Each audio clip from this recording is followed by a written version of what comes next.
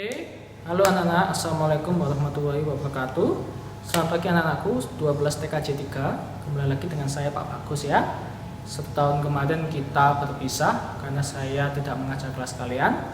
Sekarang saya mengajar lagi di situasi pandemi corona. Jadi kita nggak bisa tatap muka langsung. Jadi saya akan mengajari secara online lewat YouTube. Nah ini karena materinya cukup banyak, mungkin membuang paketan cukup banyak ya. Saran saya kalau paketan kalian dikit, kalian bisa menurunkan kualitas video kalian di YouTube ya, dengan cara menurunkan kualitasnya jadi 144 atau 240 lah. Insya Allah bisa masih kelihatan tulisannya. Kalau kalian lebih hemat lagi, kalian bisa ke sekolah. Kalian hubungi saya, kalian ke sekolah, nanti saya kasihkan videonya secara langsung. Jadi nanti kalian cukup membawa flash disk, saya kasihkan ke kalian. Oke anak-anak. Oke, sebelum kita ke materi selanjutnya, kalian kan sudah kelas 12 ya. Kelas 12 ini saya nggak tahu ada ujian nasional apa enggak. Intinya itu tetap kalian harus mempelajari matematika dengan baik, dengan menyenangkan, santai, nggak berat-berat. Pokoknya kalian tahu tanggung jawab kalian, itu aja intinya ya. Untuk bobot nilainya, untuk cara penilaian saya ya, kalian belum saya kasih tahu bagaimana saya cara menilai ya, beda kayak kelas dulu ya. Untuk penilaian saya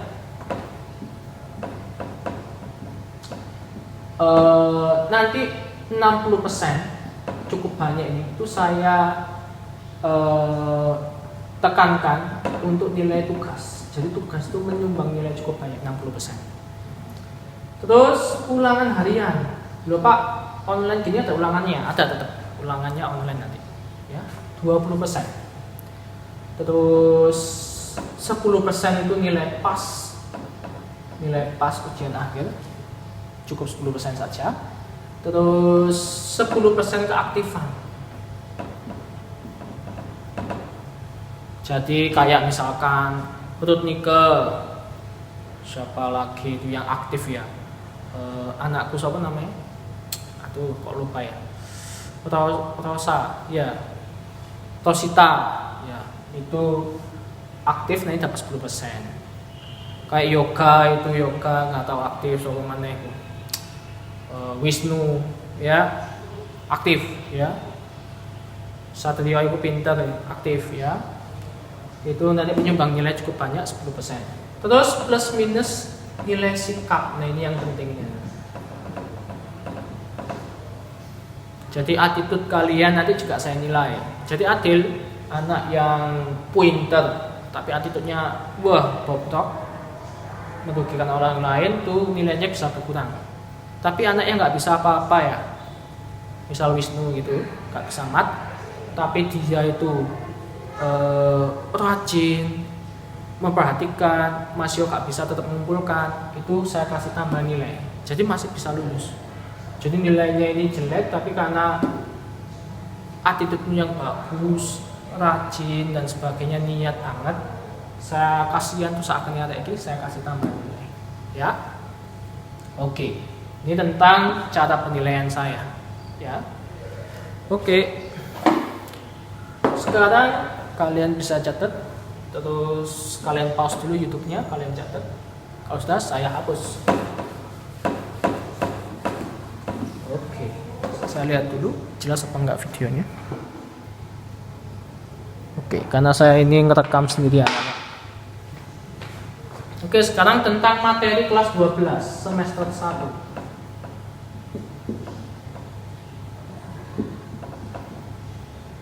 Yang chapter 1 alias bab 1. Nanti kalian akan mempelajari tentang dimensi 3. Dimensi 3-nya ini beda kayak yang di SMP loh ya. Ini dimensi 3 yang salah satu materi yang susah untuk saya ini jujur lihat susah kalau gampang-gampang. Dimensi 3 ini materi yang susah ya. Nanti saya akan mengajari kalian lewat aplikasi juga. Jadi kalian bisa membayangkan kubus, balok dan sebagainya itu pakai aplikasi yang saya gambarkan nanti ya. Kalau pakai gambar manual saya nggak gambar gitu, kalian nanti susah membayangkan. Karena dimensi 3 di sini nggak mencari volume luas permukaan, tapi mencari jarak titik ke titik, titik ke garis dikubus, titik ke bidang dikubus, susah pokoknya. Ya. Terus chapter 2. Nah ini materi yang menyenangkan, yaitu statistika. Ini dulu di SMP sudah kan mean, kamu mean ya, bukan. Mean itu rata-rata, median, modus. Yang di SMP dulu. Cuma kalau di SMP data tunggal, kalau di sini data kelompok. Terus chapter 3. Ini juga di SMP dulu sudah pernah.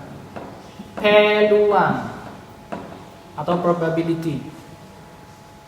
Peluang itu dulu di SMP sudah sebenarnya. Cuma nanti yang di kelas 12 ini ketambahan lumayan cukup banyak materi peluang yang baru.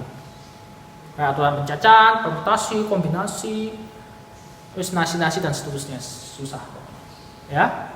Oke, hari ini saya akan menjelaskan secara singkat tentang dimensi 3. Saya sertakan juga aplikasi untuk menggambarkan dimensi 3-nya itu ya. Saya hapus dulu, kalian catat ya. Sudah? Saya hapus.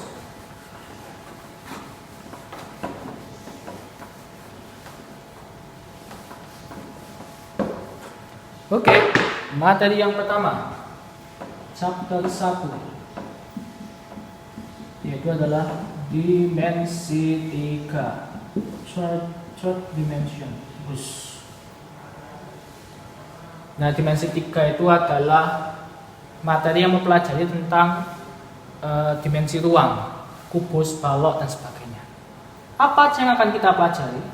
Yang kita pelajari adalah pertama adalah unsur-unsur bangun ruang atau dimensi 3 itu. Bangun itu nulisnya gini, bangun ruang. Terus yang kedua, kita akan mencari jarak titik ke titik, titik ke garis, titik ke bidang, garis ke garis, garis ke bidang, yang terakhir bidang ke bidang. Ini bidang ke bidang ya. Terus yang ketiga, kita mempelajari tentang sudut antara garis-garis, sudut antara garis bidang, sudut antara bidang-bidang.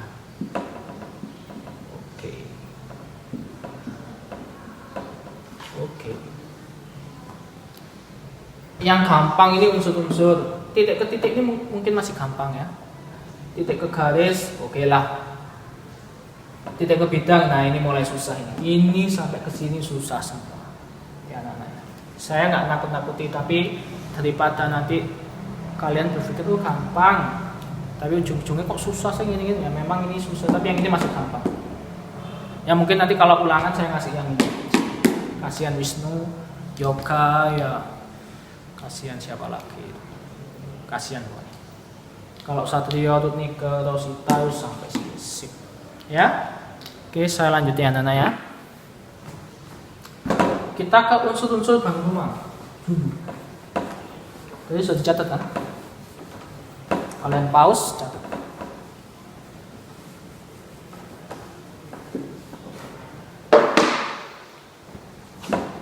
Unsur-unsur biru. Unsur-unsur bangun ruang.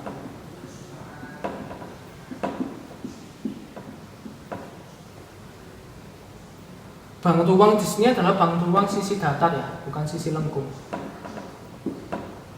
Sisi datar itu apa aja? Prisma.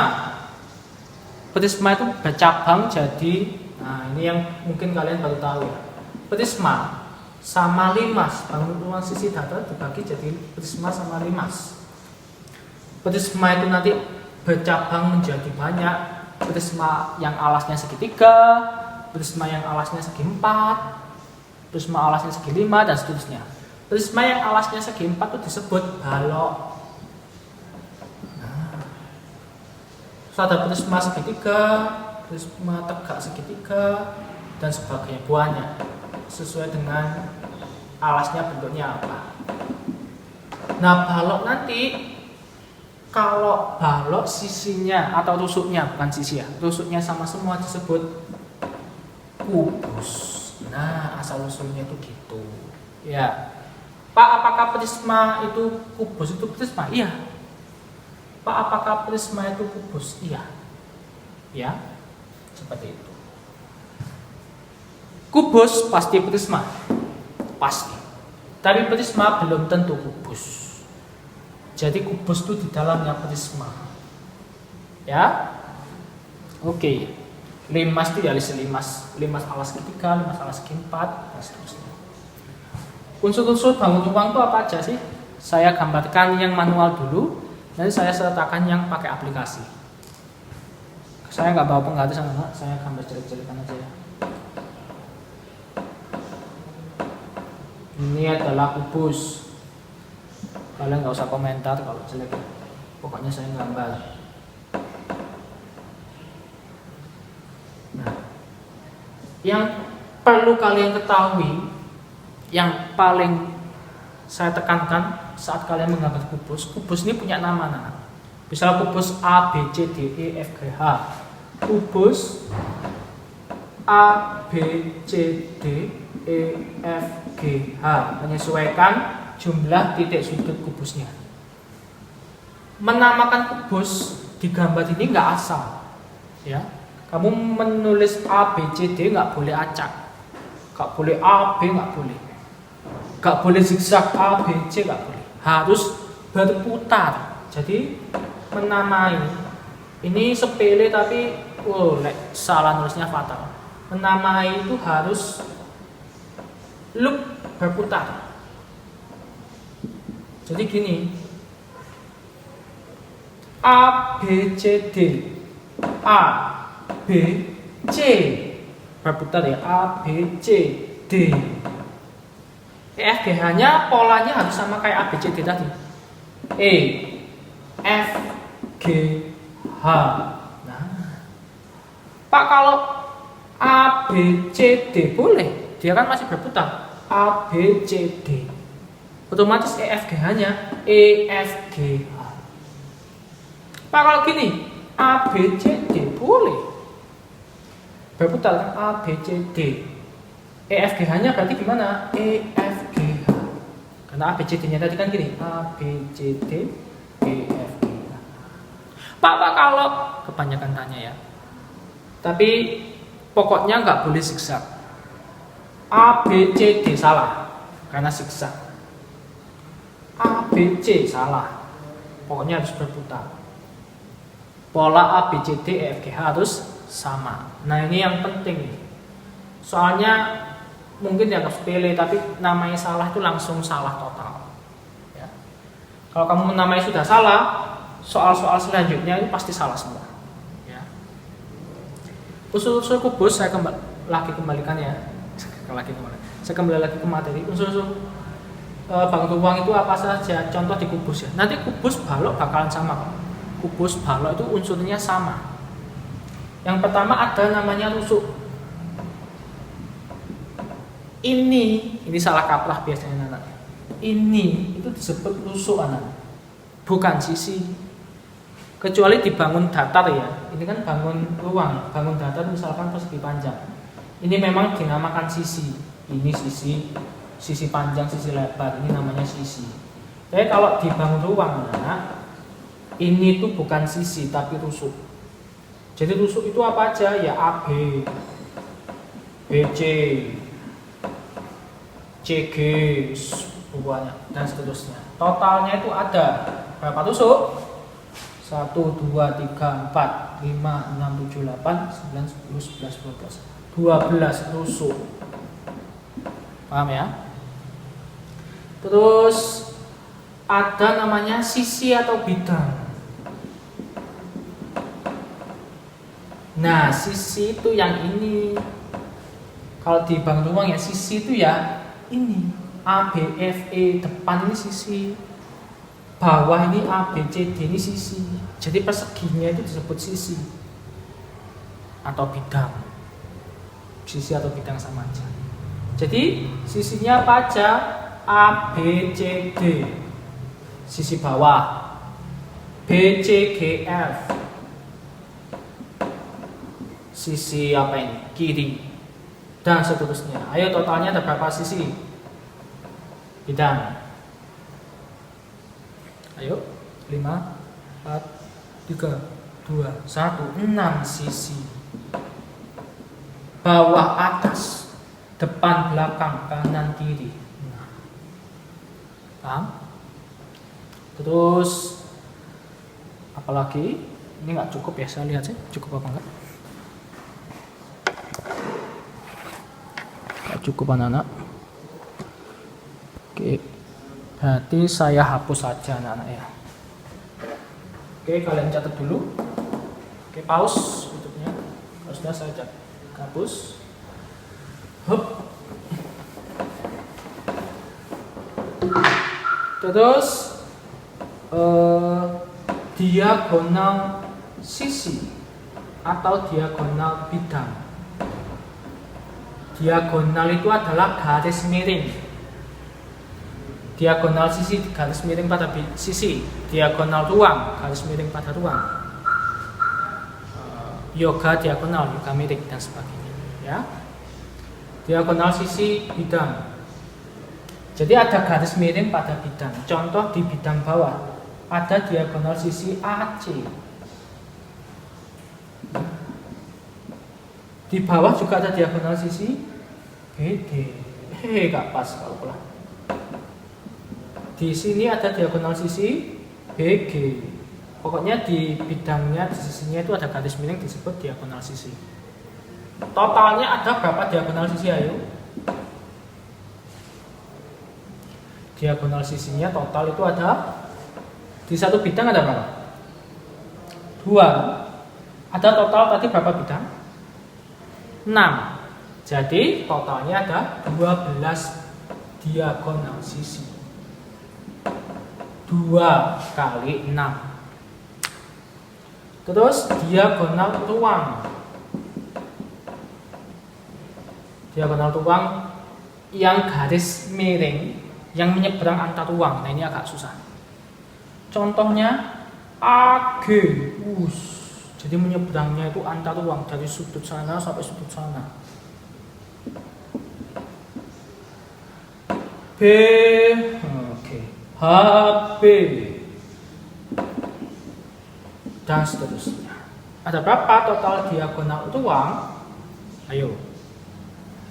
6, 12 atau 4? 4 diagonal ruang.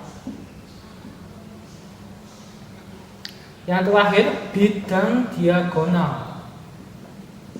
Bidang diagonal yaitu bidang sisi yang letaknya miring di dalam kubus atau balok. Nah, ini membayangkannya susah, nanti saya jelaskan di aplikasi. Aplikasi Capri namanya. Capri. Google SketchUp. Ya. Ini saya kasih itunya. Jadi diagonal bidang ya. Itu bidang diagonal bidang yang letaknya miring. Contohnya ABGH. ABGH. Ini ada bidang yang letaknya itu miring di dalam balok. ABGH. Terus apa lagi? BCEH dan seterusnya. Contoh totalnya itu ada BCHE sama aja ya, Pak. ACGE banyak, totalnya itu nanti ada 6. Nanti kamu cari sendiri. Oke, sampai di sini dulu materi awal tentang dimensi 3. Pokoknya kalian harus mengenal dulu unsur-unsur bank ruang. Kalau kalian ini aja salah, bingung, nanti materi selanjutnya pasti bingung. Ya. Oke, nanti saya sertakan yang aplikasinya untuk menggambarkan kubus balok. Terima kasih atas perhatiannya anak-anak. Kita next video akan membahas tentang, ini belum ada hitung-hitungannya ya. Yang next video nanti menghitung cara titik ke titik dan seterusnya itu menghitung. Terima kasih atas perhatiannya. Wassalamualaikum warahmatullahi wabarakatuh. Oke, anak-anak, saya akan menjelaskan atau menggambarkan materi dimensi 3, unsur-unsur dimensi 3 menggunakan aplikasi Google SketchUp. Perhatikan baik-baik ya. Pertama, saya akan menghilangkan ini orang ini dulu, mengganggu. Oke, saya akan membuat suatu balok, kubus balok sama aja. Oke, jadi. Oke, saya mempunyai suatu balok. Oke, saya jelasin lagi. Garis-garis di sekitar balok ini bukan sisi anak-anak. Jangan salah kaprah. Ini namanya tusuk. Sisi itu yang mana? Sisi itu adalah bidang ini. Bidang atau sisi ya, yang berwarna putih ini. Ini namanya bidang atau sisi. Ya, saya putar. Nah, yang warnanya putih itu bidang atau sisi. Ya. Kalau garis-garis ini namanya tusuk. Oke, untuk menunjukkan mana yang diagonal ruang, diagonal sisi, sama bidang diagonal, saya akan menghapus bidangnya biar tembus pandang. Set, set, set, set, set, set. Nah, kelihatanlah kerangka baloknya. Ya. Oke, pertama saya akan menjelaskan tentang diagonal bidang atau diagonal sisi. Diagonal bidang atau diagonal sisi, kemarin pengertiannya adalah garis yang terletak miring pada suatu bidang. Garis atau garis yang dihubungkan dari titik sudut satu ke titik sudut seberangnya di dalam bidang. Ya. Contoh di bidang depan ini ya. Saya akan membuat diagonal bidangnya. Nah, selesai. Ini adalah contoh, salah satu contoh dari diagonal bidang. Ini contoh dari diagonal bidang depan. Contoh lagi diagonal bidang di bidang yang samping sini. Nah, oke, saya punya diagonal bidang yang lain ini. Jadi garis miring yang terletak pada bidang. Ya, bisa membayangkan. Misalkan yang atas.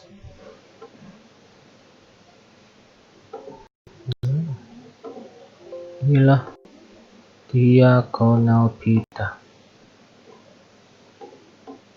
Yap. Aman. Mbak Nikita paham? Oke. Sekarang kita ke diagonal ruang. Diagonal ruang adalah garis miring yang menyeberang antar ruang dalam balok sama kubus. Contoh. Saya akan memberikan satu contoh diagonal ruang. Saya dari sini ke sana. Oke. Nah, ini contoh diagonal ruang. Jadi garisnya itu menyeberang antar ruang dari satu sudut ke sudut lain di ruangan yang sama dalam kubus atau balok. Halo. Oke. Berarti nunggu Pak Arya. Contoh lagi.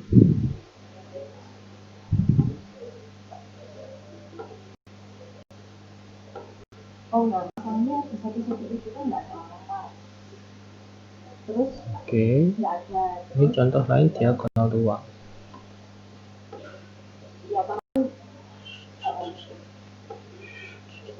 Paham anak?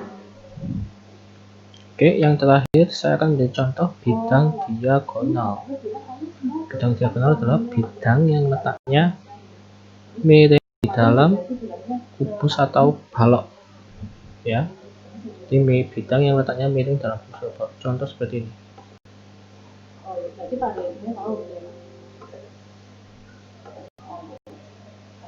Oke, jadilah sap. Inilah bidang diagonal. Bidang yang letaknya miring di dalam balok. Bidang ini, bidang tapi letaknya miring dia. Di dalam balok sama kubus. Contoh lagi. Jadi bidang diagonal itu dari 4 titik sudut dihubungkan jadi satu bidang yang letaknya miring di dalam balok. Dan bentuknya bidang diagonal pasti persegi panjang. Contoh lagi.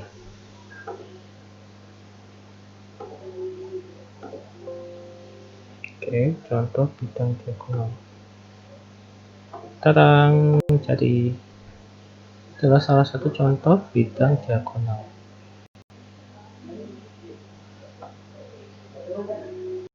Paham anak-anak? Ini adalah salah satu contoh bidang diagonal di dalam balok kubus sama aja. Oke, terima kasih atas perhatiannya. Ini penjelasan singkat saya atau penggambaran singkat mengenai unsur dalam bentuk uang. Terima kasih atas perhatiannya. Wassalamualaikum warahmatullahi wabarakatuh.